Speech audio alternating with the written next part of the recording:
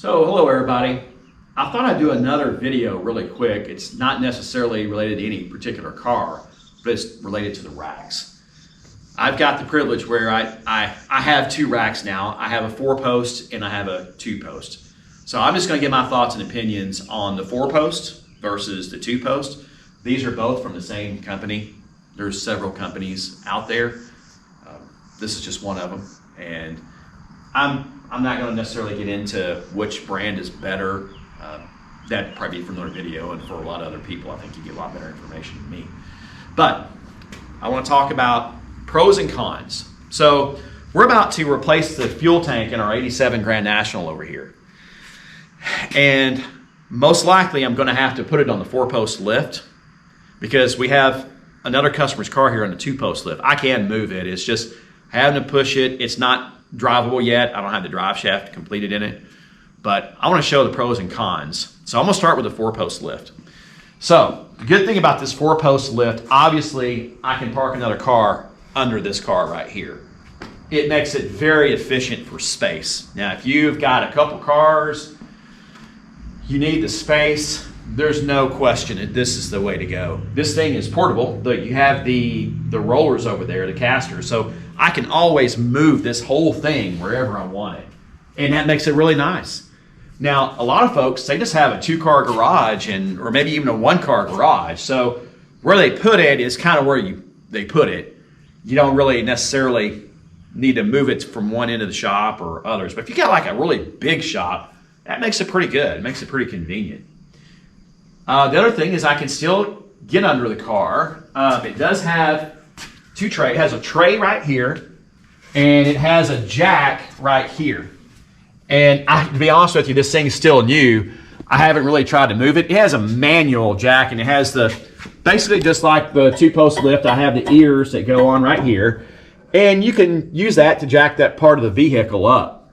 And that makes it pretty handy, I guess. I really haven't had to use it yet, but you've got all your different fittings right here, all the attachments. And I'm sure all the brands are the same. You know, they come with these adapters. I've got my 2 adapters that are over there at the moment because we had our Ford here and it had track bars and we had to take these off so it clear. So it sat really low to the ground. Now, here's where I'm going to tell you the con is on this. We got to replace, like I said, a fuel tank on our Grand National. So if you come back here and you look, well, I'm going to have to let this all the way down and I'm going to have to take the ramps off. Okay, to some that's really no big deal, but they are heavy. They're very heavy, and I'm gonna have to set them aside. So after I get these off, we're gonna have a fuel tank. It's gonna be on the Grand National, and I don't necessarily have all the room that I would have over on the 2-post lift. So come over here. We put the fuel tank in on our dart,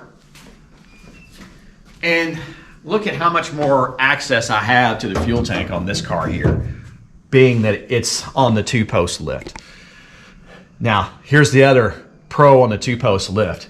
If I'm doing any kind of suspension work, if I need do brake work, yeah, I can get to it over there as well, bleeding brakes and whatnot, but to pull the wheels and to pull the drums or the discs, whatever, this is night and day better to me, this lift. I mean, I have so much access for the exhaust system, front suspension, rear suspension. It's just, I have more room. So I'm going to be honest with you. I prefer the 2-post lift over the 4-post if it comes down to it. Now, some folks, you know, most people, I would say, it's one or the other. They've only got room for one or the other, and I totally understand that. When I first started our shop back in Texas, I started with a 2-post lift. Later on, we expanded that shop, and we got a second lift, and it was a 2-post lift. The reason why I went with a 4-post lift is because now I have 3 cars, and I never had a 4-post lift, and I saw everybody using a 4-post lift, and I do like it. Now, here's something else, a con on the 4-post lift versus, well, you can pull another car under here. You can. It's just my opinion. These lifts were never made to just leave cars up in the air for over the same period of time as a 4-post lift. You can do it, I guess, but I don't leave my cars up in the air. The only reason I have this car up in the air is for this video. It's going to go back down. Every night, I let the car down. I just don't I don't sleep good if it's left up in the air. Here's the other thing. You better make damn sure that the car you have on the rack on the 4-post isn't leaking. Because if you got leaks, you're going to be awfully upset that your other car, or unless just as a car you neglect and you don't care about, you're going to come out and you have leaks on that car that's on the bottom. Ask me how I know. And that's why we fixed our leak. Because I was not a happy camper finding leaks on my Grand National. And it could have been the other way around. This car's not leaking anymore. We got that one leak fixed. This car has a pinion leak in the back, and I believe the rear main seal may have a slight leak. And I damn sure don't want that going on to my ceramic coated car here. So the price, I think the 4-post, what I have, so the price, the 4-post versus the 2-post, this one was a little bit more expensive. I think maybe about $1,000. I honestly can't remember. And it depends, I guess, who your vendor, who your supplier is, what brand you're going with. Benpack is probably one of the most well-known, but what I found out about Benpack, it's made overseas too, just like all the other ones. I think there's only one brand left that's made in the USA. Now, I could be very wrong, but I think it's either Crown or Rotary. Rotary maybe, but they were much more expensive.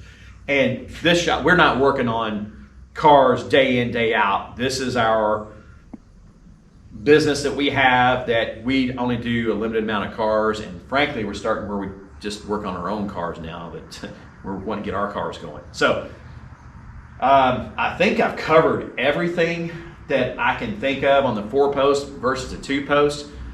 Again, I'm going to tell you that if it were me and I had to make the choice between the two, I'm going with the 2-post lift.